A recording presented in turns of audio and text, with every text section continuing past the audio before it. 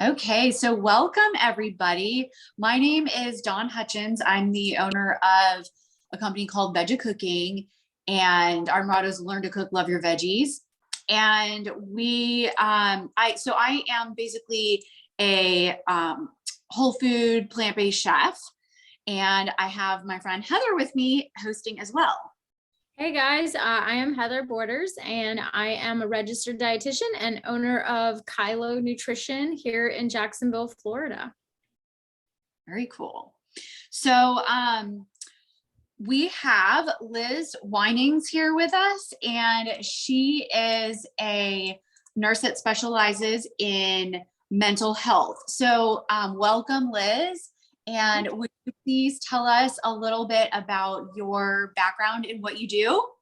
Yes, absolutely. So I am a psychiatric nurse practitioner, and my board certification is across the lifespan. I also have my doctorate in nursing, and I subspecialized in lifestyle medicine and plant-based nutrition.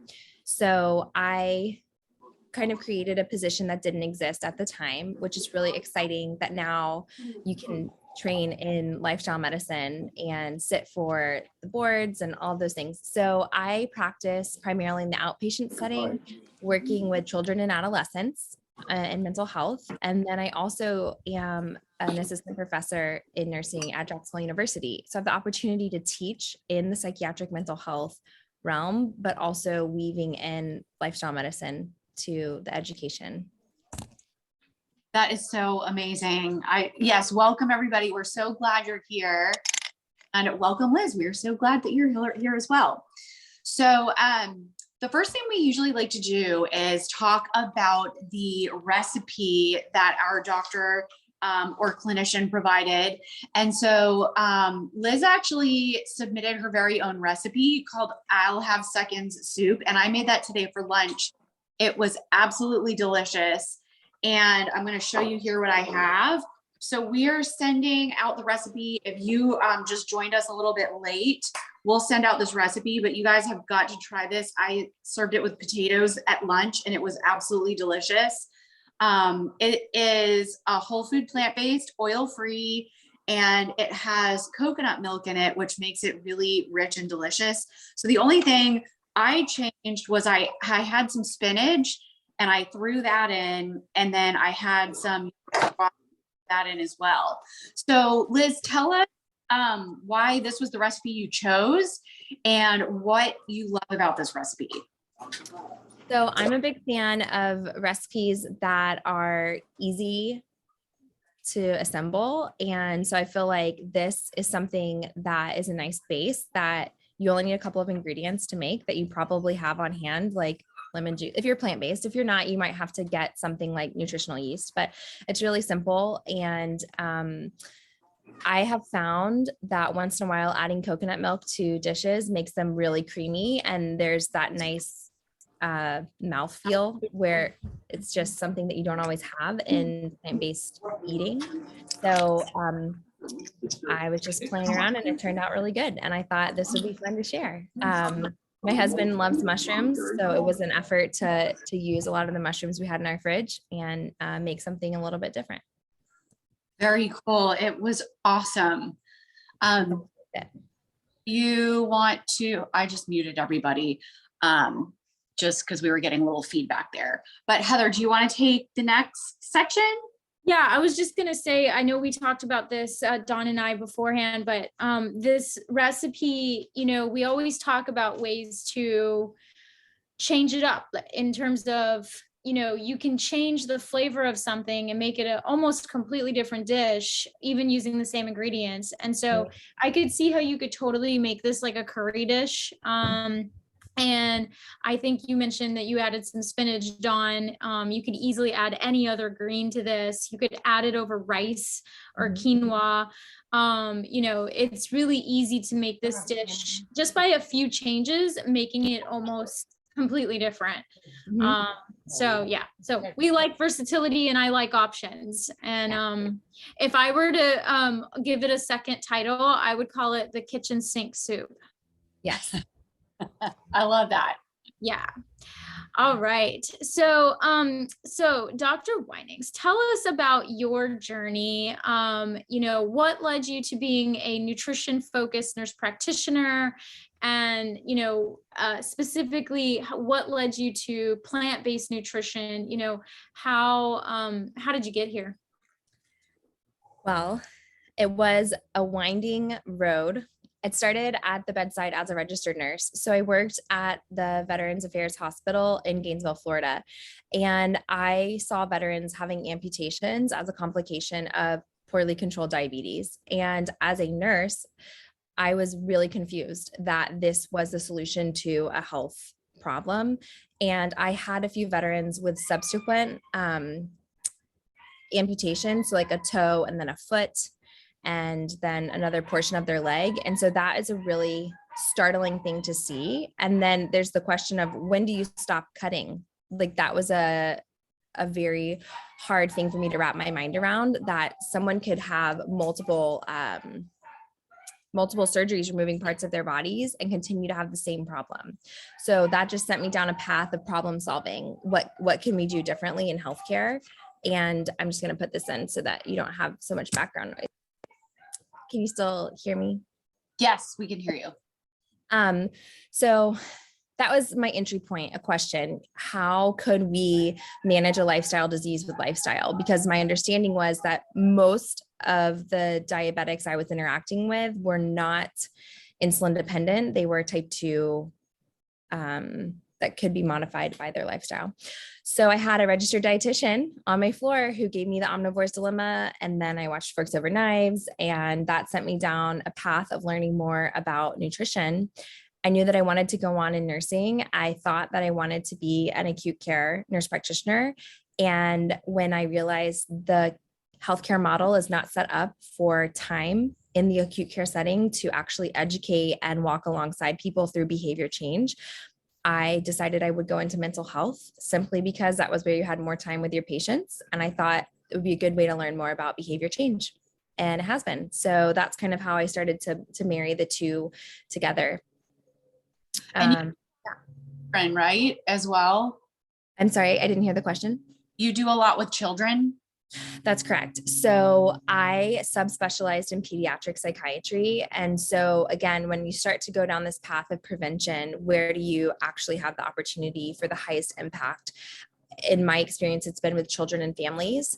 So most parents are really passionate about their child's health and wellness and their nutrition. And it's a very easy entry point to talk about your family's behaviors. And one of the best entry points that I find is starting to increase fruits and veggies, increase water, instead of getting hung up on this idea of what can I eat, what can't I eat. If we just shift that focus towards, hey, why don't you just start throwing greens on their plates once a week? Why don't you start putting things in a smoothie? It's a really fun and creative way to figure out how to increase whole food, plant-based nutrition in the pediatric population. And there's so many other benefits that come along with that are in my subspecialty. So when I'm working with children with ADHD or anxiety or depression, there's more and more research coming to light on the precursors to our body's ability to build our neurotransmitters. It comes from whole foods. So it's not surprising to us who've been in the literature, but I think to the general population or to parents, saying that, yes, it makes a difference what you put on your child's plate to their body's ability to regulate their emotions, like connecting that dot, it's really powerful. So I love empowering parents to nurture and take good care of their children with their nutrition, but then also circling back, because they're in my office for mental health. So making sure that I'm honoring that primary visit, if that makes sense. They're coming to me for a reason. I don't want them to feel like I'm taking them on a tangent. That makes total sense. Mm-hmm. Well, let's talk more about the connection between nutrition and mental health. Could you expand on that a little bit, of just how what we eat really does affect our mental health and as well as our kids? Mm-hmm. Absolutely. So it's really helpful to conceptualize your body is not divided. So there was a long time in science where we didn't have the same depth of knowledge or data about the brain and what was happening on a neuronal level. And so it was hard to have the same evidence-based conversation related to mental health that we could related to physical health. For example, you can draw someone's blood and see that they have elevated cholesterol or that they have elevated blood glucose, but we haven't been able to do something like that in mental health. And so the buy-in there on saying there is actually a chemical underlying cause for these symptoms has been a little bit more of an uphill climb. What's so exciting is with imaging, so with functional MRIs and studies, we actually have more and more data that shows the areas of our brain that are impacted when we make certain lifestyle changes. And so that's one area that we're seeing this huge connection. The other is with the gut microbiome. So 10 years ago, if you were to say the gut-brain connection, you might get a funny look. People did not understand what was meant by that. Now, I think that's becoming really common language where individuals in the healthcare setting will talk about, yeah, there's importance to pay attention to your gut microbiome. So to the psychiatric world, it's a light bulb because we've experienced for a long time, individuals who are taking medications for their mental health have substantial GI side effects. Well, it's not surprising because the serotonin that we're targeting in the brain is also throughout the gut. So those serotonin receptors. So there's all of these different ways where we're seeing that connection between the mind and the body on a physical level. So what does that mean for what you eat? Well, it means that what you eat is going to impact your body's ability to create that nice, healthy fiber structure that's needed within your gut for the bacteria to build the precursors that you need for your neurotransmitters in your brain. And it sounds kind of crazy to say that, but that's what's happening. And that's what's underlying that gut-brain connection. The other thing that's really fascinating in the literature is more and more things are coming to light that the precursors to your neurotransmitters that cannot cross the blood-brain barrier. So essentially, there's a blood-brain barrier and only certain things can get there. The stuff that we need to cross the blood-brain barrier comes from plants. Starches, to be exact. So nice, healthy, complex carbs underlie what we need to make serotonin. So, I could nerd out on this and take you into the weeds, but the reality is it's really important to know that fiber is key in giving your body the ability to make what it needs to have a healthy emotional response system, in addition to those nice, complex carbs. So those are two things that I try to teach all of my patients. And then the other piece is hydration. So staying hydrated, that's so very important for our brain's ability to focus and concentrate, for our entire body to function. But there's a lot of literature on the impairments that happen in the brain's ability to focus and concentrate if it's dehydrated. So I think that's an area that we focus on heavily in mental health is making sure that you're setting your body and brain up for success to do what it needs to do. So being the nerdy dietitian, I want to talk about food a little bit more in detail, because I know you just mentioned that plant foods have a particular superpower, and that when we consume them, their components, if you will, are capable of crossing over that blood-brain barrier. And in doing so, did I hear you right that this is where it's going to be, I guess you could call it the components or the building blocks to building the neurotransmitters that we need Exactly. To have a particular mood or, to be happy or whatever. Is that for right? Serotonin? Yes. So specifically for serotonin, so there's emerging data on norepinephrine and dopamine, but we have really good reproducible data on serotonin, that tryptophan, the precursor to what our body needs to make serotonin. And then we also need the B vitamins. Mm-hmm. All of those things have to get across that blood-brain barrier. And so it's really exciting to know that we get them from those nice starchy vegetables and complex carbs. Love it. I love it. And What so are the just starches an over here? interesting thought to like food for thought. So I don't know if anyone's ever experienced this intense sense of just wanting carbohydrates when you're sad, or this sense of, I don't know why I eat when I'm stressed and I am drawn to carbs. That's why. It's almost like your brain is out of fuel, and that's the fuel that it needs.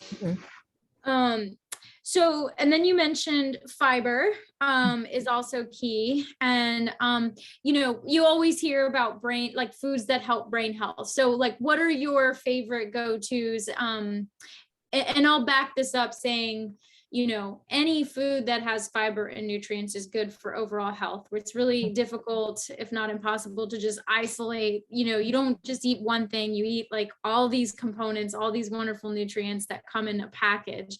But what are, you know, what are the foods that help the brain that you recommend to your clients, especially the kiddos? Like what is really well received? Yeah.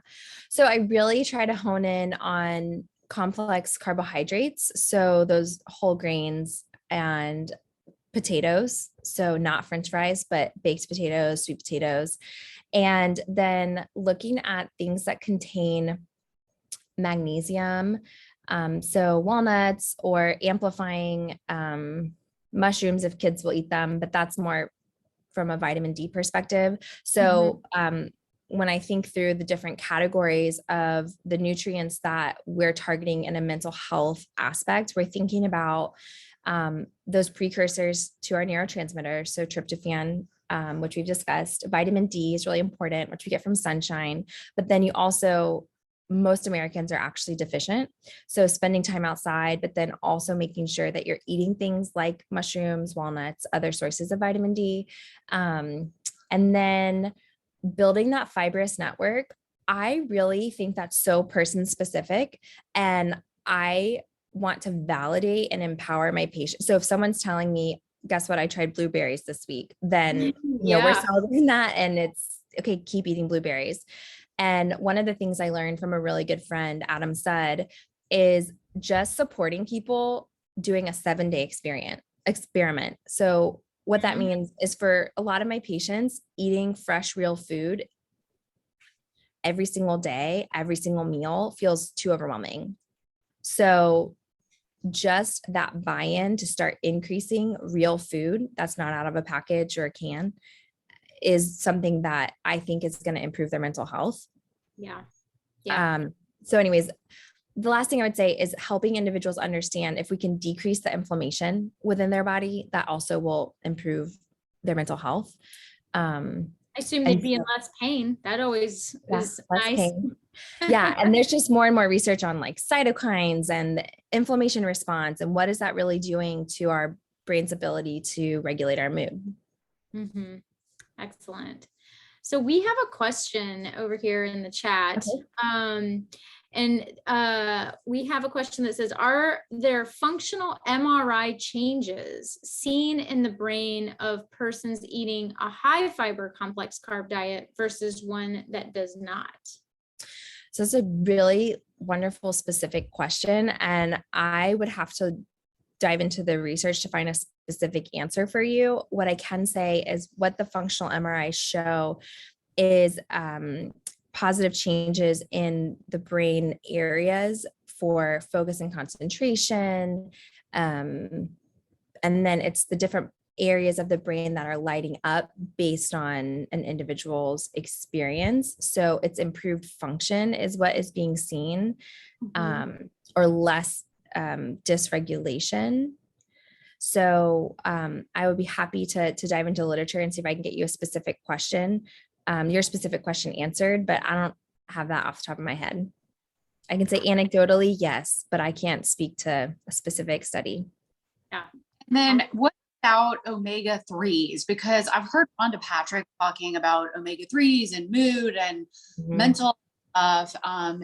And she's sort of, I believe she's a PhD researcher and has an interesting podcast, but she's constantly talking about omega-3s and brain health? Yes. So this is such an important topic because the answer is not just omega-3s. So our brain needs both omega-3s and omega-6. They're polyunsaturated fatty acids. So the challenge is most Americans are eating processed foods that are stabilized and or contain unhealthy amounts of omega-6. So then what happens is there's an imbalance of the ratio in our brains of omega-3 to omega-6. So we have this huge push for people increasing omega-3s, but really the conversation is what is in your diet that's causing this imbalance between the omega-6 and the omega-3s. So I think if you come at it from both angles, doing that dietary inventory, do we need to decrease that omega-6 component and increase the omega-3? So I just want to clarify, it's not just amplifying omega-3s, it's being mindful, is there actually too much of that omega-6? And that's what's giving us the imbalance. So you actually want a 3-to-1 ratio. You want 3 omega-3s for every 1 omega-6. So I don't know if that answers the question. Yes. And do you recommend, especially for kids, that they're supplementing with an algae-based omega-3? No, I do not. I actually, in children, don't recommend any food supplements unless there is a special need, and that's on a case-by-case basis. I work with families on getting what they need through Whole Foods. Smoothies are a really great way to do that, or even baking things. So trying to get creative, popsicles. Again, on case-by-case basis, supplements play a role and they can be really supportive, but I also want to empower people to trust food, real food, and their bodies to do what they're supposed to do. Our bodies want to be well. And so if we set ourselves up for that, typically we see that's what happens. Okay. So like foods, you would do something like flax or like chia seeds. Yes. Yeah. Something like these. And then just to confirm with the omega-6s, I know that to be a lot of the different kinds of oils. So cottonseed, soybean oil, safflower oil, corn oil, vegetable oil, etc. So, and then you're gonna see it in some like your animal protein as well. And so, like you said, always trying to start wherever you're at. And if that means adding in first, adding in. If you get to a place where you're either plateauing or you feel like you're ready to graduate to, sharpening the pencil a little more, this is an area where if you are looking to try and decrease anything, these refined fats in the form of oils are a good place to start. That's such a good point, Heather, because I just briefly mentioned processed foods, but the reality is it could be oil that you're putting in a pan to saute veggies. And that simple shift to doing water saute or broth could drastically improve the ratio of omega-6 to omega-3. Yeah, for sure. For sure. Awesome. I've really gotten into walnuts lately. Yeah, that's, I'm honestly I don't want to say I'm not a big fan of nuts, but I'm not a really big, it's not something that was in my diet on a regular basis. And I've really started to try and add the walnuts. For some reason, they seem to be a little bit easier than chia seeds. So. Yeah. Just a fun fact, when I first started practicing as a nurse practitioner was when I had transitioned to being plant-based. So I went plant-based in 2012 and I graduated as a nurse practitioner in 2013. And I had a drug rep come to my office and say there were no nutritional sources of omega-3. That's why we needed to use this medical food prescription. And it was just a really enlightening moment for me to learn how to have a kind conversation and to understand, okay, so where are people coming from in an effort to improve health outcomes? With these supplements, they have a place and they can be really helpful, but also to be mindful that we're having that full conversation and we're not just skipping over the fact that we actually have food sources that could meet our body's nutritional needs. And so it's exciting to me to have conversations like this, because that just empowers people to keep being curious. Like, what are the ways that I can benefit my health and my family's health? And for healthcare providers to continue to have depth of knowledge and confidence when we're having these conversations, to not feel like this is pseudoscience, because it's not. There's so much more data now than there was 10 years ago. Yeah. Yep. I love it. So, would we like to move on to lifestyle hacks, Heather? Yeah. Okay, so Liz, what we're going to do next is ask you some questions, and Heather and I will alternate back and forth. But to talk a little bit more just about you and what your likes are and things like that, and then maybe some tips that you've got on some different hacks. So the first question is, what is your favorite local restaurant in the Jacksonville area or the surrounding area? And what are the dishes that you eat when you go to that restaurant or those restaurants? That's such a good question. So Jacksonville has room to improve, but you can be creative. And there are some really awesome vegan and vegetarian friendly places. I actually really love Flying Iguana. It's out in Atlantic Beach, and they have a vegan and vegetarian taco that rotates, and I love their salsa. And then they're pretty creative. One of my hacks, any restaurant I go to, I order sides and I just create my own bowl wherever I go. And my husband calls it the side hustle, because it's like, I will find a way to make something fun no matter where I go. And even friends have picked up on that, and they'll say, I'm going to wait until she orders and then I'll just have that. But I do enjoy Flying Iguana if I'm doing something out.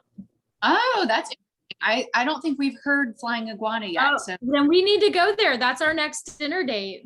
I know. Good idea. And just so you guys know, there's another Flying Iguana. It's on Park in Avondale. Fun. Let's go there. I haven't been to that location. Yeah. So awesome. Okay. So, what is your favorite plant-based money hack? Like, how do you keep money? How do you keep those costs down? How do I save the dollars? Yeah. So buying in bulk and buying on sale. So when whole wheat pasta is on sale, stocking up then, planning ahead, cooking in bulk. So just freezing things. I find that saves costs. Making random soups from what's left in my fridge, getting creative in that way. But I would say adding intentional thought and planning to shopping saves costs. So just by not wandering the grocery store and buying a bunch of random stuff. So buying what's in season and on sale, I find is really helpful. And then cleaning out my pantry. Honestly, I do that probably 3 or 4 times a year. And that is a really helpful way to remind myself what I've stocked up on and to cook it before it goes bad. Yeah. Yeah. I love that. I did a pantry reboot, like in terms of organization, about 1.5 years ago. And it made all the difference, because now it's like everything really has its spot. I've never been that person on any level in any area of my life. But when I did it for my pantry, it's like, I always know what I have and don't have. There's no guessing. Right. It's really been good. amazing. Yeah. Okay, so the next one would be your best time-saving hack. So a lot of people say eating healthy, it's so expensive and it takes so much time. So we went over the saving money, but what are some ways that you save time? Because I'm assuming you cook a lot at home. Yeah. Yes. So how do I save time? I cook in bulk or batch cook, whatever language you want to use. How do I save time? I cook 2 or 3 meals at the same time. So I'm someone who on Sunday or Monday, I'm going to cook. a bunch of meals, and then I'm going to freeze and put some in the refrigerator. And I find that that saves me time throughout the week. And I've gotten really kind of good at a system. I know which meals are kind of complementary. And so it's easy for me to do that at the same time. And then when I'm really hungry on a Wednesday, instead of feeling like we don't have anything and I need to get something on my way home, I remember I already cooked earlier this week. So Oh, that is, do you have a rolling list of recipes that you kind of rotate through every 2 weeks or something? Yes and no. It's loosely structured. It's not as structured as every 2 weeks, but yes, I definitely do. I have probably 5 to 7 go-tos, and then my husband has 2 or 3. And so we'll kind of trade off, but yes, definitely. To the point where stuff has had to be rotated off the menu because I made black bean soup so many times. Like I could literally eat black bean soup and baked potatoes for the rest of my life. And my husband cannot. And so we haven't had that in like 6 months. So we'll bring it back. That's me and chickpea salad. Yeah. If someone wanted to feed me that every day, I would not complain. Right. That sounds good. Yeah. All right. So I know we taught you, well, one of the first things you mentioned today was talking about adding in. Mhm. So besides this concept of adding in, you know, we know from every aspect of life that knowing what to do is not good enough. And especially when it comes to dietary changes, you know, one of the number one things I hear is I know what to do, I just need to do it. Mhm. And so what would you say is your best advice for someone who wants to move towards eating more plant-based foods in their diet, but they just seem to be in this like little circular, you know, where they just kind of either start and stop or can't even get started. So what is your advice for that person that's really struggling to gain some traction? Well, my first statement would be curiosity is progress. So the more curious you are, that means you're engaging in the stages of change and validating that sense of frustration. I think a lot of times there's this sense of being misunderstood, and that's what keeps us stuck. And so I like to validate people where they're at. How can I meet you where you are? And then finding out, is there a specific hurdle? What do you feel like is the biggest barrier? Because if it is a perceived barrier versus a real barrier, then that might help us exit the loop. If that makes sense. Like if it's a perceived barrier, just a fear or an unknown or something we need to clarify versus a real barrier, like, no, I don't know how to cook, or I don't like vegetables, so how do I eat plant-based? So, in entering into a practical solution is something that I really enjoy doing with people, and also clarifying the why. Why do you even want to do it? If they say they don't like vegetables, What do you say Oh. if they don't like vegetables? Well, I ask if they like potatoes or beans or rice. I mean, let's start somewhere. Yeah, there's a lot of low-hanging fruit, and it may not be fruit. If you like fruit, you may not like vegetables. You know, honestly, I work with children, so they don't like a lot of things. And it's super rare that it happens, but it's super rare that kids will say no to bananas. Like that's an entry point. Banana smoothie, throw in a ton of spinach. We'll be patient. Their taste buds will change. And I don't want to be dismissive of the comment you last made about the why. I think that I've seen with my patients that the clients that kind of kick the can down the road in defining what their why is are the ones that really struggle. And I even have a conversation with people talking about picking a visual representation of their why. And that it may be a picture, but it also may be an object that reminds them of something, whatever it may be. I had a man who had his mom's medicine bag that was full of medications right before she passed. And it was very powerful. Like, how could you ever come up with that yourself, right? Like, that's a very personal thing. So it has to be personal. It has to bring you almost to tears. I call it the why that makes you cry. So yeah. That's really powerful. And I think a lot of individuals, I love that you said kick the can down the road. I think a lot of individuals have a sense of what they need to do and a very strong desire, but that gap is the why. Yeah. And our brain, that emotional center is not our verbal center. So if the emotional center is what's driving and it's still too hard to articulate, that's our opportunity as healthcare providers to hold space and validate. It's okay if you don't know yet. Let's keep seeing where you are. And the more that we meet people where they are, the more brave they can become to say, well, this is actually my why. I mean, I'm just thinking of somebody saying their mother passing and then the medication bag, like that is intensely emotional. I can imagine that would be a really hard thing to articulate. Yeah, absolutely. Especially if you haven't lived through that, right? Right. Yeah. Like, yeah. I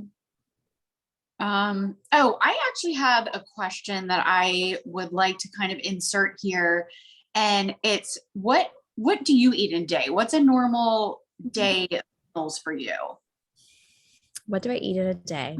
Black bean soup.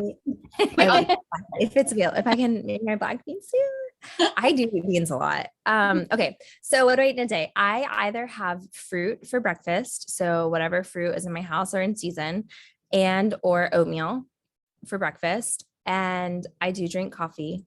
So I drink coffee. I do drink it black most of the time, or I'll put a little soy milk. And then for lunch, I have right now, some days I'm working at JU and we have a lovely campus with a salad bar. So I eat, it's whatever's on the salad bar, greens, veggies, all the things, and then whole grain rice. And sometimes they'll have like a hot bar station, and then I'll just have them put whatever on top. Like today it was veggies and they had squash and broccoli and beans. So I just do a buildable. That's a really common term we use with Plant Strong. So I just build a bowl. I do that at home as well. So if I have greens in the fridge, I always put that as my base. And then I might do a whole grain, whether that's quinoa or rice, and then beans and veggies. And then I snack on random things like celery. Sometimes I will do like popcorn, like an air popped popcorn. I really love popcorn. So that's like a big snack. And then for dinner, recently I've been doing things that are really easy. I have an 8-month-old baby. So my time has been divided in a new way. But last week, something I really enjoyed was doing a baked spaghetti. So like a whole grain noodle and some squash and zucchini and then a pasta sauce, and then just like set it and forget it. So that, but I am really into my new soup that you guys are sharing the recipe. So I've made that twice since I made it the first time. So I know that was kind of all over the place, but I'm eating whatever is fresh and in front of me. Yeah. Not a picky eater. And I think that's hard when individuals are, and then they hear something like this. It sounds kind of rambling. And I'm like, just the fruits and veggies. But really, when you start eating plant-based, things taste delicious, and it's fun to just make random assortments of food and add hummus or a balsamic vinegar or lemon juice, avocado, those types of things can really take a dish that sounds kind of boring to a new level. Those are really good tips. I wrote that down. Yeah. So what's your son's favorite food at this point? Oh, okay. This week we tried mangoes. So those are new and he's loving it. He's into fruit. He's into the fruit right now. Bananas, mangoes. Love it. Yeah. He loves squash, which was surprising, but I guess it is kind of a fun little starchy. Nice. Yeah. Oh gosh, I had something else I was gonna, the popcorn. I find, I brought, when we were doing a lot of the kids cooking classes in the St. Johns County School District, you would find those popcorn makers at thrift stores where you can just throw in the popcorn and the kids went crazy over the Such a pop. fun activity. I bet they did. And then we would do like garlic powder and nutritional yeast, and they would get to dress it up. And I had to really be careful because sometimes I'd have a teacher there trying to teach whatever the recipe of the day was. And I, with my popcorn maker, and then nobody would want to make the recipe. Yeah, that's too much fun. Yeah, that's a good. Okay, Heather, I think you're next. Okay, so let's talk about, you know, it's not just about the layperson and, you know, the patients and all of that. Some, you know, I like to get to, you know, if there's someone out there listening who is a nurse practitioner or an up and coming nurse practitioner, what advice do you have to them? And, or, you know, your colleagues who may not be bringing up nutrition in their conversations with their clients, you know, where is the benefit in doing so? What have you found, or what advice to them do you have? So kind of take all that. Yeah, I think that's a really timely question because I am teaching in the graduate nursing program here at Jacksonville University. And I had the privilege of teaching in the FNP, Family Nurse Practitioner track, this past spring. And I think I would be doing an injustice to these students by not discussing nutrition. It's, I think, the most compelling evidence we have for our body's ability to be healthy. And so I want to be empowering my students to go out and be nurse practitioners that are fully informed of all of the evidence. So I think my conversation with other nurse practitioners and other healthcare professionals is not that this is a panacea and we don't need modern medicine, but that we shouldn't be walking through, you know, our clinical practice and holding our hands over our eyes when we have this wealth of knowledge. And so I love to pique my colleagues' curiosity. So I just like to ask questions or to encourage them to watch documentaries. There are so many, and I'm sure some of the individuals watching this have seen them: Forks Over Knives, Game Changers, Food Inc., you know, there's lots of them. So I think by engaging individuals' curiosity, it's an entry point for them to either do more research on their own, and then they come back with questions.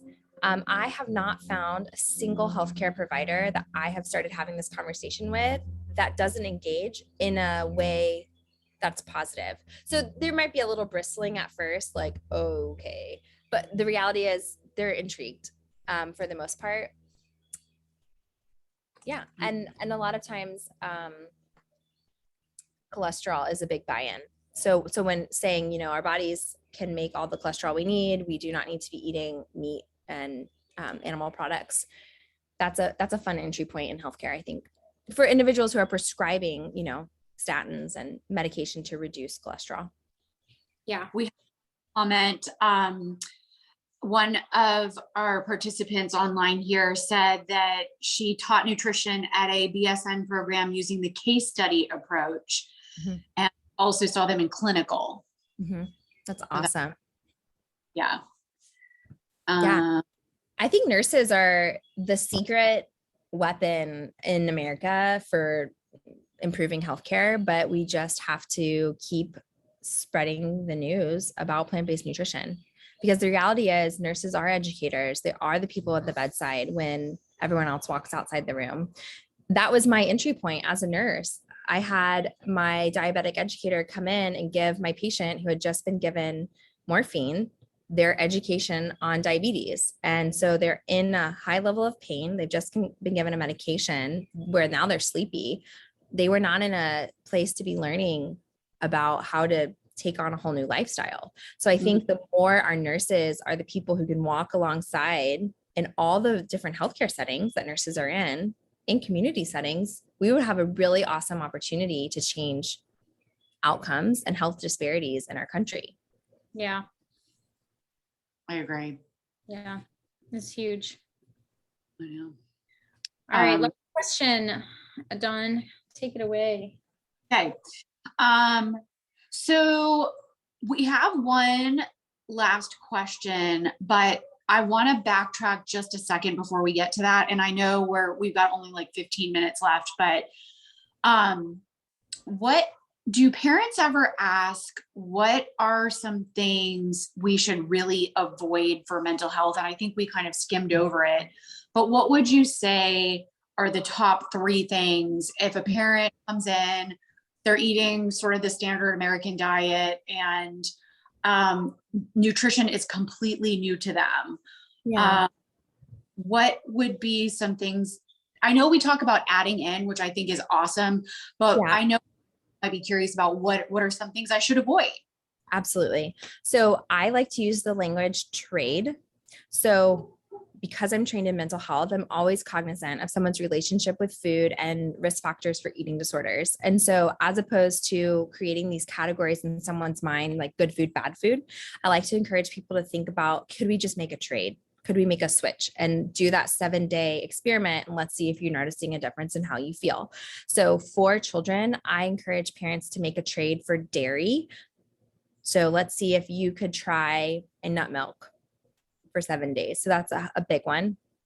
Another thing is a trade for, so it is not unreasonable for families to be eating things that are in a box or a bag, right? Life is busy. And so is there a way that we could make a trade from maybe a granola bar that's full of sugar and highly processed and maybe has corn syrup or other oils for something like a Lara bar or something with less ingredients? So that's another trade that I really encourage parents to make or avoid, but I like to use a different word. And then let's see, you asked for 3. So dairy, processed bars, and then caffeine. So I do work with a handful of high school and college age students. So there's still parental involvement, but I really work on educating individuals on the risks of high amounts of caffeine and what that can do to delaying your sleep. So that's stepping a little bit outside of nutrition and into lifestyle, but that's a big teaching point that I push. That makes a lot of sense for sure. So like with all of those energy drinks out there, I think parents may not realize what it could be potentially doing to their brain and their sleep, and then all the additives in there. And their blood sugar. Yeah. I mean, I remember I did a lot of work with elementary age kids, and just sometimes they would be drinking them, and I would just see their behavior before and after. And it's really sad how much it affected them. But I think people just don't know. Like they just. No, people are doing the best that they can. And so if you're hearing this is a health drink and it's really good, and you're like, I want to give that to my 10-year-old, they're old enough, not understanding that it actually could be creating this intense like spike and change in their internal experience. Mm-hmm. Mm-hmm. Okay. Heather, I think you're up. All right. So basically, what is your current passion project? What are you doing? Where can people find you? What fun things are you doing? Fun things that I am doing. Well, being a mom is a really fun thing that I'm doing, and I love it. But work-wise, I am loving teaching at Jacksonville University. So you can apply to go to nursing school. And I'm also, I own a private practice, Winings Wellness, and I love doing things like this, community education. I'm speaking on Thursday at the Jax Human Rights Council on anxiety in adolescents. So public health promotion and prevention is a huge passion project of mine for nutrition, lifestyle, and mental health. And then my favorite job is working with Plant Strong team. I get to be a part of their medical immersions, and we do those currently twice a year, and it's really fun. And so you can find me on social media, Winings Wellness. You can also join us for any of our Plant Strong events. They're really awesome, and they're in beautiful parts of the country. So they are amazing locations. I don't know that it's out yet. Oh, it is out. Hold on. I'm going to put this in the chat. You are doing a little webinar about specific to kids, pediatric health. So You Are What You Eat, kids mental health. It's June 8th from 6 to 7:30 p.m. Central Time. So 7 to 8:30 Eastern Time. So I put that in the chat. I put your website in the chat as well. Yeah. Yeah, I'm excited about that. Yeah. Super stoked. I think that's it. I think that we've picked your brain enough, Well, maybe. thank you for having me. This was fun. Yeah. Thank you so much. Awesome. Before we sign off, do we have any final questions? You can feel free to just put them in the chat or anything like that. But, and also if you think of something afterwards, you can always send either Heather or I an email or just contact Liz directly. But yeah, thank you so much for you guys for all coming and participating. This was so much fun. Yeah, the replay will be on both Dawn Hutchins' YouTube as well as my YouTube. So Dawn's is Veggie Cooking and mine is Kylo Nutrition. So make sure you go to one of our YouTubes and just check out the replay. It'll be up by the end of the week. So yeah. And we hope that you will also join us for our next event with Dr. Nields. And we're going to be talking about Alzheimer's and dementia awareness. Super important. Yes. Yes. So Lisa says we should do lunch meetups. I think that's fantastic idea. That would be cool. And I also said it would be really cool to be able to have some kind of a recipe. That would be awesome. Yeah. So we're going to do a cookbook based on all 12 recipes that we have from our folks that came that are talking each month. So that'll come at the end of the year. Awesome. You're putting really cool stuff out there. Yeah. I'm super stoked. So, all right. Well, thank you so much for your time, Dr. Winings. You're welcome. Have a great night, you guys. Thank you. Hope to see you.